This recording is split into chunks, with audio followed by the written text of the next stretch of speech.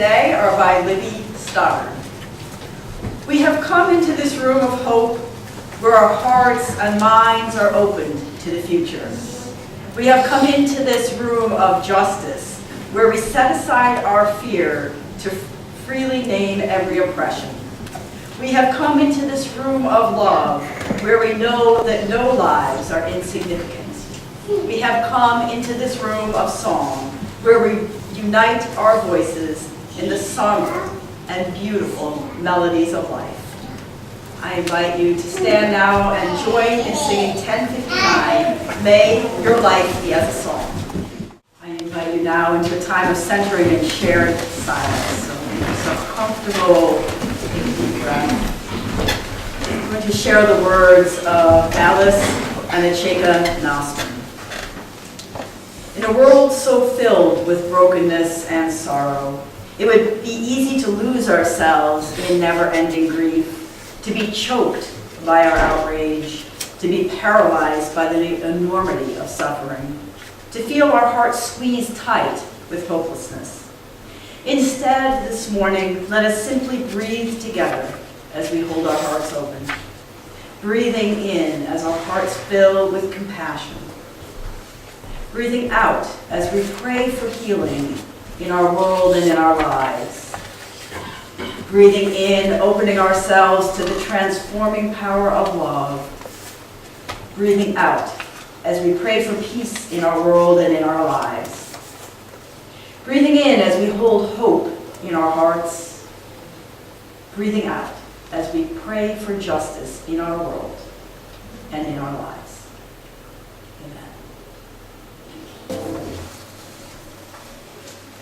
Today's reading is Living Without Hope by Janet Greenhut, or selections from it. Pandora didn't do us any favors. Legend says she slammed shut the box of evils she had opened before hope could fly out. Now what was hope doing in a container full of evils? Why would the gods have included hope among all of the spites that plague mankind, such as old age, labor, sickness, insanity, vice, and passion, unless hope was an evil itself? All the other troubles flew out of the container and attacked the race of mortals, while hope became the evil that remains within. It is an evil that we hold on to and protect in order to delude ourselves into thinking that the present moment cannot be as good as what the future holds. When we have hope to look forward with expectation, when we have hope, we look forward with expectation to good outcome. But while we are imagining positive results in the future, we are at the same time ignoring what is happening in the here and now. It may be that what is happening here and now isn't so wonderful. Maybe it's uncomfortable, boring, disturbing, or even painful. We might think that the only way that we can get through a difficult period is to have faith that things will get better, to hope that someday soon our suffering will be alleviated. The future, however, is always uncertain and unpredictable. The here and now is the only place and time we can be in, the only place and time we can affect change, the only place and time we can appreciate life for what it is. Hope takes us away from living in the present and from experiencing whatever uncomfortable feelings we have now. Hope denies those uncomfortable feelings as though we had nothing to gain from being who we are at every moment, including painful moments. No one wants to suffer, but given that suffering is a part of living, we can be true to ourselves only when we live our lives consciously, moment by moment, without expectations, without hope. Giving up hope does not mean giving in to despair. It is only when we hope for certain outcomes and are disappointed that we feel despair. Giving up hope does not take away our will to be alive. Rather, it gives us the strength to live in the present and to grow from our suffering.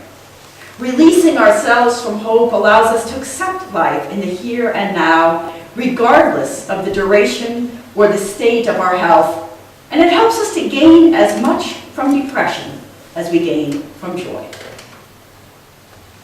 Here ends today's reading.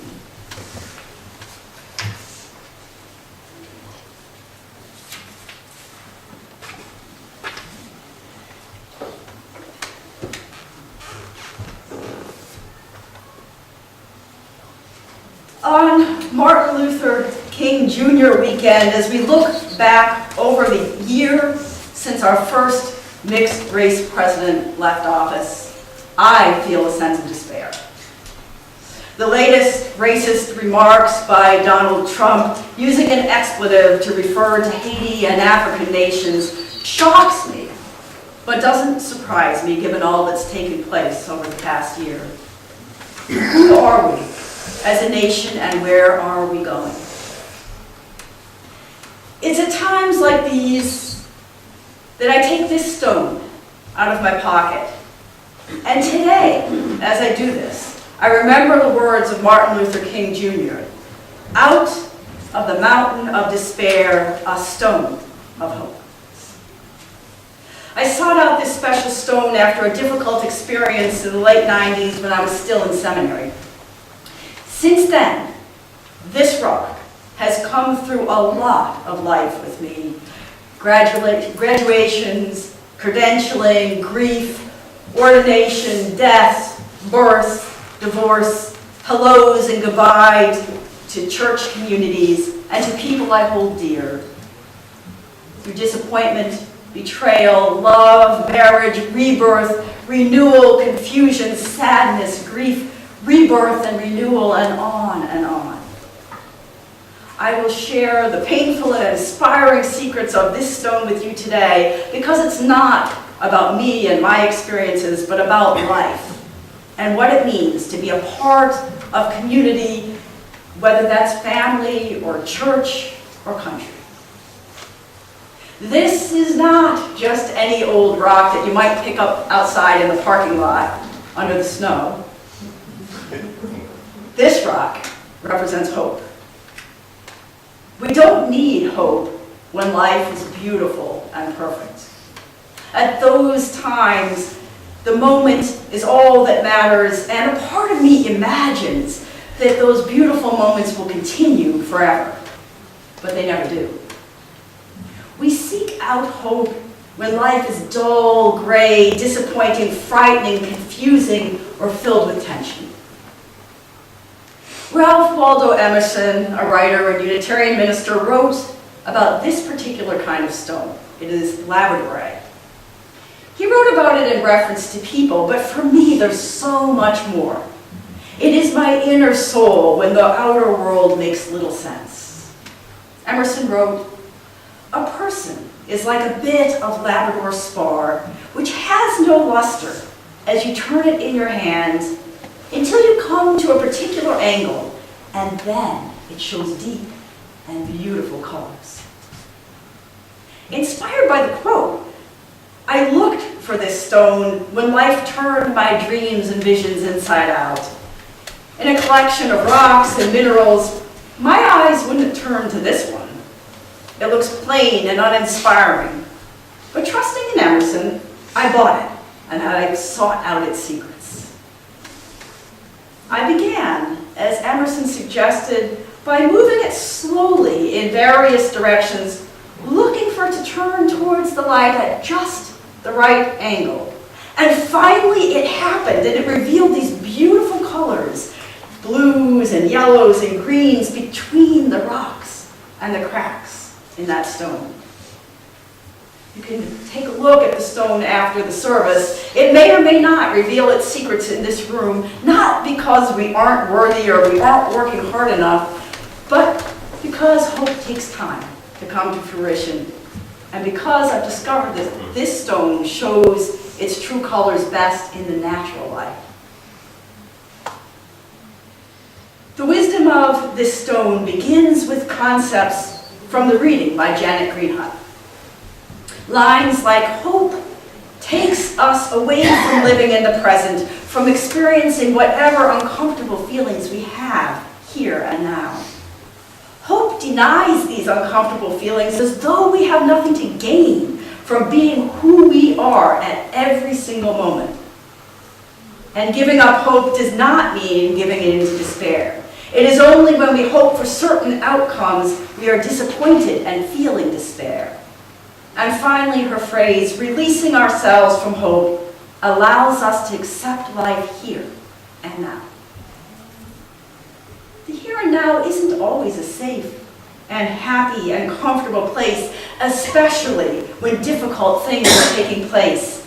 Death, oppression, betrayal, cruelty, hatred.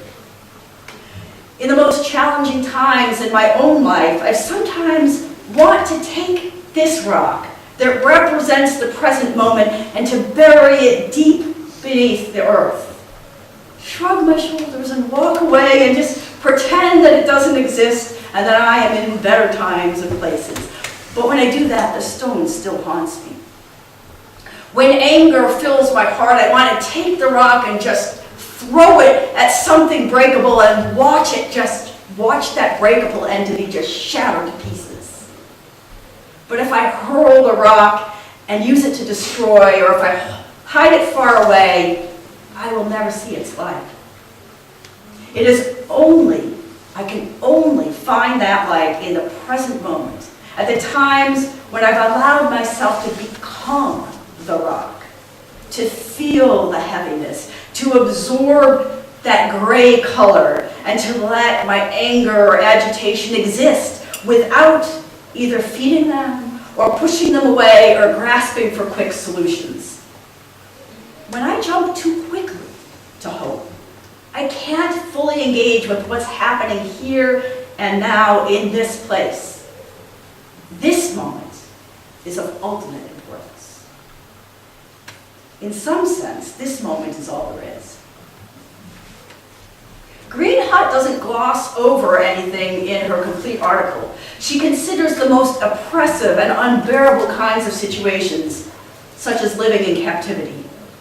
She writes about Viktor Frankl's description of the varied responses of people who lived in concentration camps in Nazi Germany. Those who survived spiritually accepted their suffering and controlled their response to bearing it.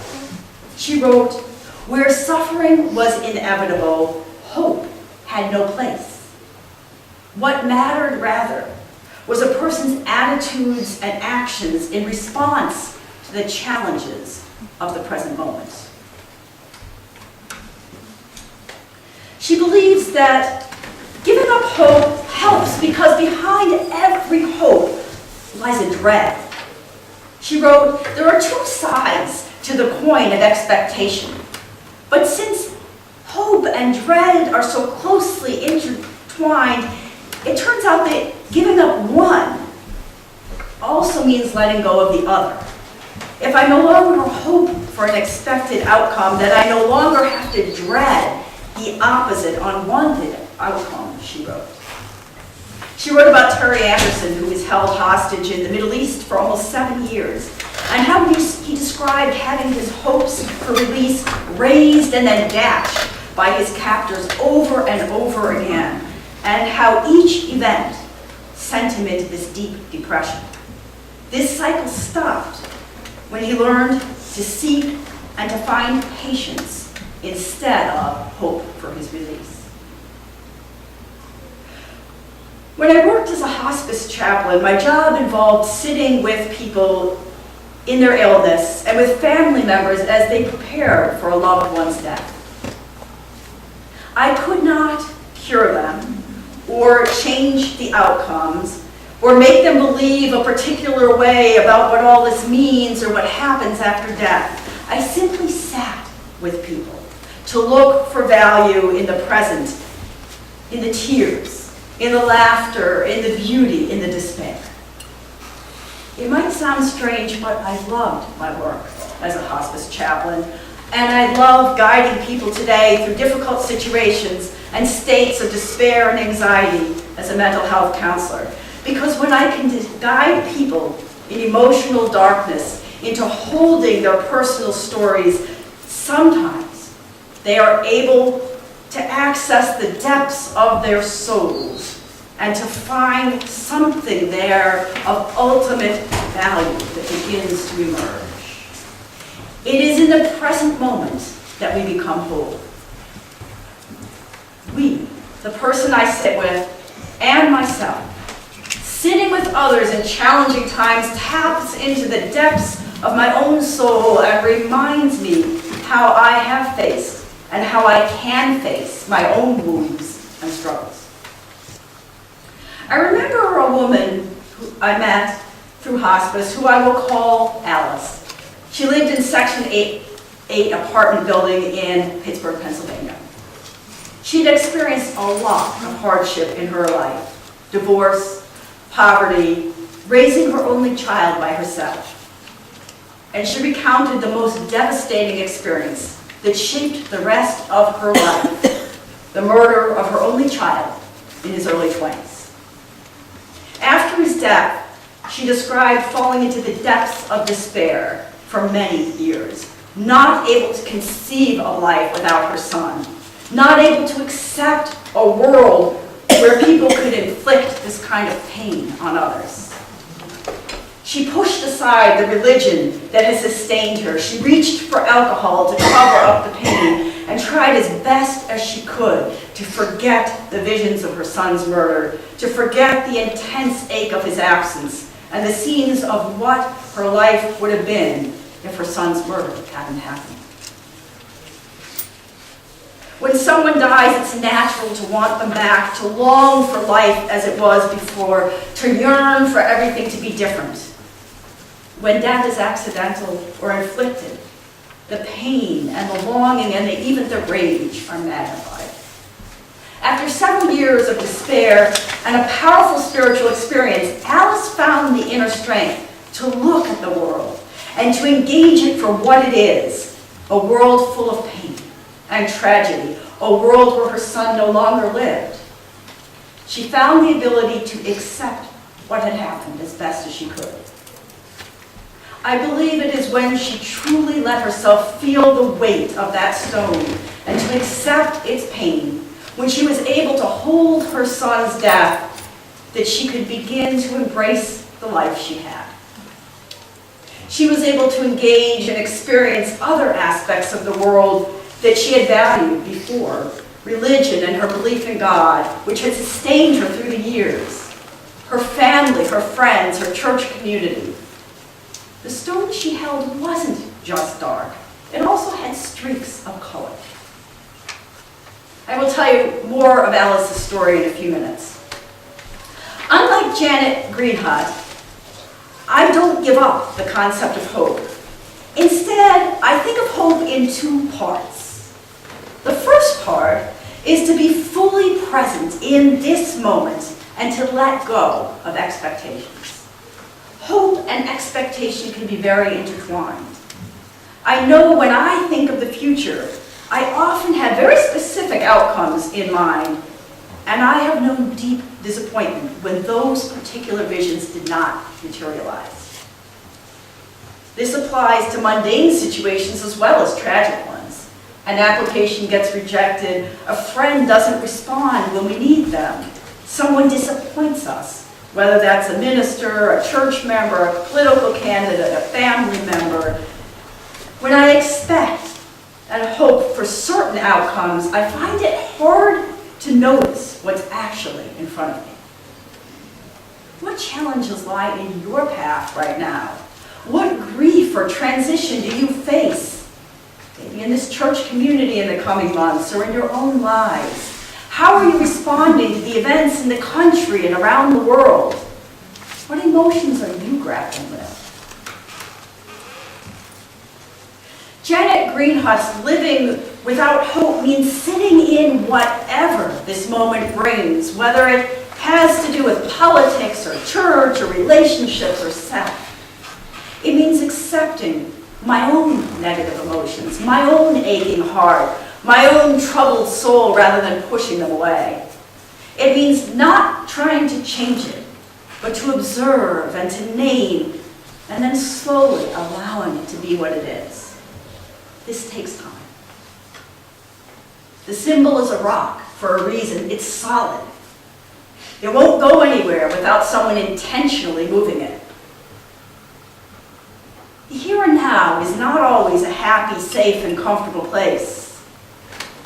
But if you can let go of expectations, this is where hope lies.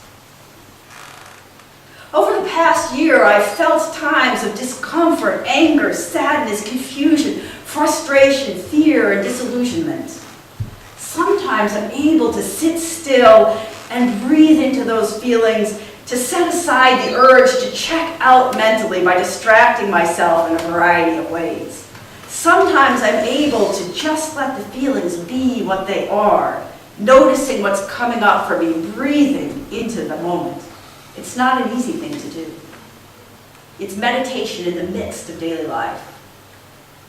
When I pay attention to the churning in my stomach or the twisting of my hands, when I notice and feel what emotions come to the surface in that broken moment, then I also feel compassion, connectedness, determination, and resilience. Sometimes it helps to let go of hope, in a sense, by releasing the clear and expected outcomes, by accepting a sense of not knowing the answers, not seeing a clear path. But letting go of hope isn't the complete story. Part 2 involves believing that we can draw possibility out of difficult situations and then working towards that. Believing it matters that we listen across differences and that we live out our values. Believing that the pain of one moment leads to the wisdom and the fullness and the healing of the next moment. Hope is not just about allowing myself to be completely present in this moment. It's also about engaging this moment. If I stand here right now and I hold this stone in my closed hand for hours and hours, days and years, nothing will change. If I do one thing, just one thing, and open my hand and stand perfectly still looking at this rock, eventually a ray of light may hit that rock at just the right angle so I can see the hidden colors. But if I put a little more effort into it, if I turn the rock slowly in my hand, or if I move around the room from place to place, or maybe even take it into another room, or go outside and play with it in the light, it will eventually show the beautiful colors. If I join together with a group of people, maybe scientists and artists and philosophers and musicians, or those who just like to clean and take care of things, together we may find a way to make this stone reveal its secrets on a regular basis. Hope doesn't just happen. We nurture hope, and we can nurture it together. And now I want to continue Alice's story. I met Alice many years after her son's murder because she was dying and I was a hospice chaplain. My first impression didn't come from seeing her face to face, but on my way up the stairs to her apartment. She had planted a garden of potted plants and flowers in the stairwell leading up to her apartment. It was a place of beauty in a rough neighborhood. Her door stood open, and I found out later that she didn't just leave her door open for me. She always left it open, so that visitors could stop by anytime. After Alice came out of the depths of despair following her son's murder, she could start to turn that rock of her life in her hand and to look at it from new angles. She got involved in her church, she raised money for charities, she developed a community of friends and neighbors in her apartment building who visited each other daily and reached out to support each other in times of need. She went on vacation with her family and she nurtured a very close connection with her nephew. I found it easy to forget that Alice was dying because she had spent the last decades of her life embracing life and creating vibrant community. And she didn't focus all of her attention on sickness and dying, but she focused on nurturing the life that she had created with family and friends, with her plants, with her nephew. She worried about her friend who had already experienced the death of another resident and another friend that year. And she introduced me to her group of friends so that I could support them and be with them after she died. When she could no longer go downstairs to the community room or outside, she welcomed friends and neighbors to her apartment to drink coffee and to play cards. They talked, they cried, they worried, they shared, and they laughed. Her last months were not easy. She was ill. But she did, for the most part, live in the moment and let go of specific expectations and experience the beautiful colors coming through the cracks in her dull gray rock. In the end, Alice did die, and her friends and family grieved, and they turned to each other for support, that community that she had created. This rock now reminds me that brilliant colors are passing. The places of beauty and joy don't remain forever. They turn back to the hard, dull gray sometimes. But still, that potential remains within and it can be found again. A lot is taking place in our world right now, and in our country, in this church, in our individual lives. Hope lies in letting go of specific expectations and being fully present to ourselves, to each other, right here and right now. Hope lies in acknowledging the hard gray rock of transition and loss together. Then reaching out our hands, taking turns holding up the rock and turning it in different directions to catch the light in new ways.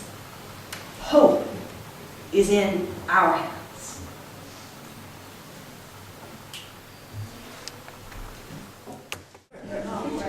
Go forth in peace with what is here and now, yet open to the unfolding possibilities of the coming days. I invite you to join in the words for extinguishing the chalice. Extinguish this flame, but not the light of truth, the warmth of community, or the fire of commitment. These we carry in our hearts until we are together again. So be it. Join us for worship every Sunday at 10 a.m. at the Unitarian Universalist Church of Canandaigua, a welcoming congregation. We are located at 3024 Cooley Road, 4 miles west of South Main Street, Canandaigua, just north of the intersection with Routes 5 and 20. Look for the blue signs just before the turn. Your comments about this program or questions about the church are welcome at 585-396-1370 or at our website, www.canandaiguauu.org. Producer and editor, Daniel Brigham.